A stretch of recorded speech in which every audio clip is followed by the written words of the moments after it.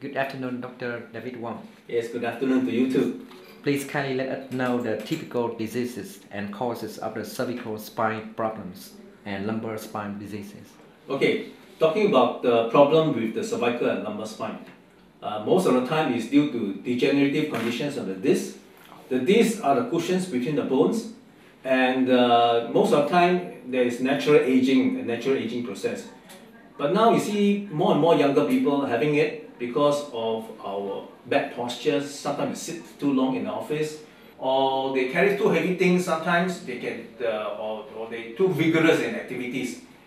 So the disc get worn out, and when the disc get worn out, the height of the disc get narrowed down, or it begin to protrude out. You get the slip disc, the pinching of the nerve, or the bone over. If these things occur for too long, and it may lead to pain going down the arm, pain going down the legs. These are the common conditions. Sometimes you get problems associated with infection and fractures and even tumor. Tumor is like cancer. Sometimes it spread from elsewhere in the body, and this is more common in older people. Younger people are less common.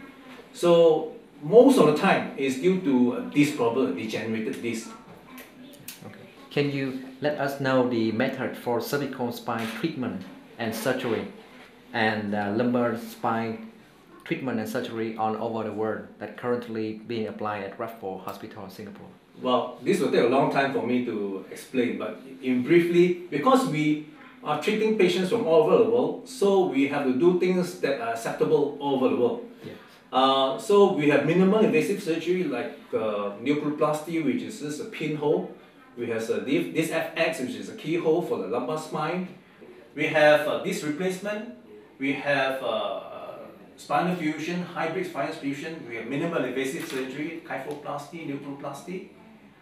This kind of thing which are available. So that depends on the kind of condition that you have. So we offer the best. Can you share with us the benefits and side effects of the treatment and surgery methods? Okay, talking about the benefits and side effects, a lot of people are actually very worried about doing spinal surgery because they hear from other people that says don't do spinal surgery because you can get paralyzed. But actually that is not true. Nowadays, with advanced techniques and advanced instrumentation, the problem associated with paralysis after the spinal surgery is actually very, very low. So that's number one. So in fact, in my practice, it's even lower than that. Of course, none of my patients got paralyzed. But the important thing in benefit is to change your life. You want to get rid of the pain that you have been suffering for so long, or suffering for a short time but very intense. So you want back your quality of life.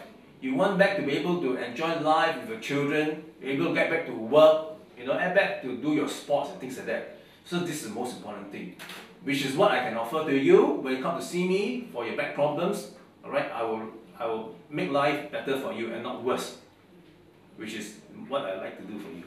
Please kindly share with us your advice for patients after the cervical spine and lumbar spine treatment or surgery. Very important. After spinal surgery, always listen to the doctor's instruction for you. Alright, if you're having spinal surgery for the neck, then you must not drive for at least 2-3 weeks. Because must not drive or even ride the motorcycle here in this country. Okay? And sometimes you may have to wear a collar. The doctor tells you to wear a collar. Please wear the collar all the time except when you bathe or when you eat. So that will prevent you from bending down too much or turning your head too much. Thirdly is that you must avoid carrying heavy things. Okay? Until your spine has fully recovered. So usually I advise patients not to carry things that is more than 5 kilos. But they are able to return to their work as early as possible. Once they're able to sit comfortably, once they're able to walk around, if they're not doing heavy duty work, especially office work, you usually should be able to return to work maybe after a few weeks. Right? But if you need to do heavy work, sometimes you need to go back about 3 months. So it all depends on what kind of surgery is done. But very important thing, listen to the doctor's instruction.